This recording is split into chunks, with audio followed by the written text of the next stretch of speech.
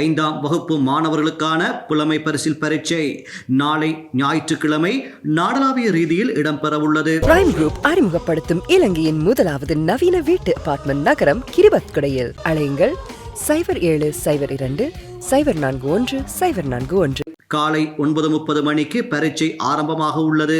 இம்முறை 3,23,879 பரீட்சார்த்திகள் பரீட்சையில் தோற்றுவதற்காக விண்ணப்பித்துள்ளனர். இவர்களில் 2,44,092 பரீட்சார்த்திகள் சிங்கள மொழி மூலமும் 79,787 பரீட்சார்த்திகள் தமிழ் மொழி மூலமும் பரீட்சைக்கு தோற்றவுள்ளனர். நாடளாவிய ரீதியில் 2,849 பரீட்சை நிலையங்கள் அமைக்கப்பட்டுள்ளன.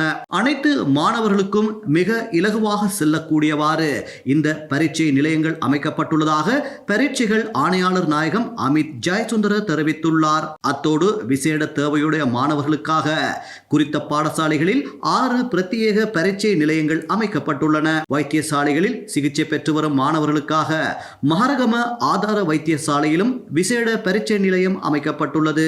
நாடளாவிய ரீதியில் அமைக்கப்பட்டுள்ள 491 ஒருங்கிணைப்பு நிலையங்களுக்கு வினாத்தாள்கள் அனுப்பி வைக்கப்பட்டுள்ளன. பரீட்சை நிலையங்களுக்கு அருகில் தேர்தல் பிரசார கூட்டங்களை நடத்துவதை தவிர்த்துக் கொள்ளுமாறும் மாணவர்களுக்கு எவ்வித இடையூறும் இன்றி பரீட்சைக்கு தோற்றுவதற்கு இடமளிக்குமாறும் பரீட்சை திணைக்களம் கோரிக்கை விடுத்துள்ளமை குறிப்பிடத்தக்கது.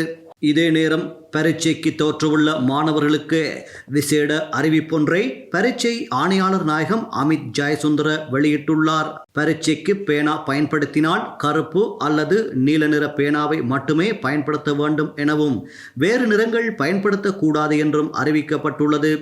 அத்துடன் சிறுவர்கள் பென்சிலை பயன்படுத்தினால் அதற்கு தடை இல்லை எனவும் பென்சிலால் எழுதும் பிள்ளைகள் சில பென்சில்களை எடுத்து வருமாறு குறிப்பிட்டுள்ளார். பரீட்சை நிலையத்திற்குள் அழிப்பான் மற்றும் தண்ணீர் போத்தல் ஆகியவற்றை எடுத்துச் செல்ல அனுமதிக்கப்படுகிறது.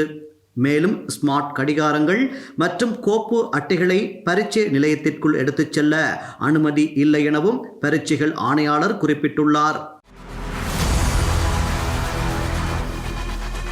இலங்கையின் முதல் நிலை முதற்கர செய்தி வழங்குனர் வீரகேசரியின் குறுந்தகவல் செய்திகளை உடனுக்குடன் தமிழில் பெற்றுக்கொள்ள டயலாக் வலையமைப்பிலிருந்து REG இடைவெளி வீக்கி என்று பதிவிட்டு 87-960 என்ற எண்ணுக்கு குறுஞ்செய்தி ஒன்றை அனுப்புங்கள்.